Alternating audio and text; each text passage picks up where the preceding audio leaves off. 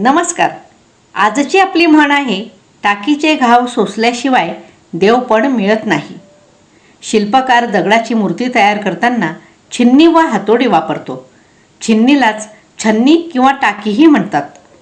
मूर्ती बनवताना दगडातून नको असलेला भाग काढून टाकण्यासाठी टाकीचे अनेक घाव घालावे लागतात.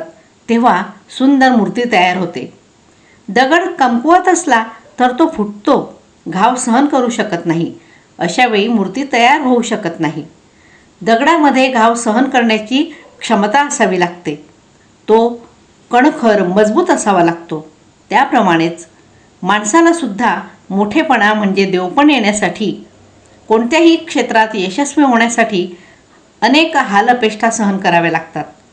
कोणत्याही संकटाला धीरोदात्तपणे तोंड द्यावं लागतं, तेव्हाच तो श्रेष्ठ ठरतो. म्हणूनच म्हणतात, टाकीचे घाव सोसल्याशिवाय देवपण मिळत नाही. धन्यवाद.